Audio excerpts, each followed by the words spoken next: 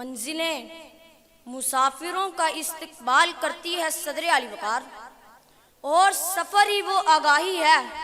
جو ہر فن کی منزل کا پتہ دیتی ہے، پھر چاہے وہ منزل فن تعلیم کی ہو، سیاحت کی ہو یا جنگ کے میدان کو فتح کرنے کی۔ منزلیں انہی کے قدموں کی دھول سے ابھرا کرتی ہیں جو اپنی منزل مقصود کی خاطر تن من دھن لٹاتے ہیں۔ سو گھڑی کی ٹک ٹک جد و جہد کرتے نیوٹن کا نام لیتی ہے، جو فقط سر پہ سیب گرنے کی خاطر یہ سیب کیسے گرا، اس سوال کی تلاش میں دنیا کی کئی لائبریریوں کا سفر کرتا ہے اور وہاں کی کتابوں کی دھول چھانتے ہوئے اٹس گریوٹی کے جواب کو پا کر اپنے قدموں سے نئی منزل بناتا ہے۔ کیمسٹری میں واٹ از ایٹم کا سوال، بائیولوجی میں واٹ از سیل کا سوال دنیا کے کئی سائنسدانوں کو اس کی تلاش میں مبتلا کرتا ہے اور انہیں سفر کرنے اور کئی کتب خانوں کی دھول چھاننے پہ مجبور کرتا ہے۔ تو پھر آخر کار صدر علی وقار انہی سائنسدانوں کا ایٹم اور سیل کو خود ہی دریافت کرنا یہ باور کراتا ہے کہ میں آج تک سفر میں ہوں، اس اعتماد پر ابھریں گی منزلیں میرے قدموں کی دھول سے۔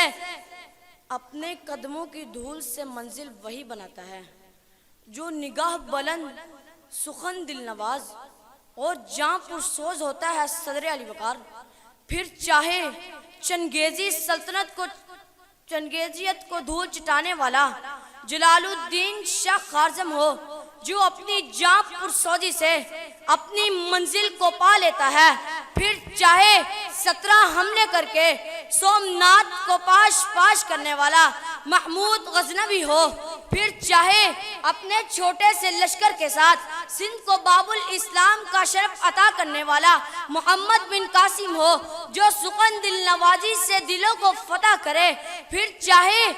اپنی جاں پرسوزی سے غلامی کی چکی میں پس رہی قوم کو اپنا وطن دلانے والا قائد اعظم جو یہ ثابت کرے کہ ابھریں گی منزلیں میرے قدموں کی دھول سے۔ جی ہاں صدر علی وقار یہ تمام کے تمام لوگ اپنی منزل کو پانے کی خاطر ہر لمحہ جد و جہد کرتے رہے اور یہ ثابت کر گئے کہ دشت و دشت دریا بھی نہ چھوڑے ہم نے، بحر ظلمات میں دوڑا دیے گھوڑے ہم نے،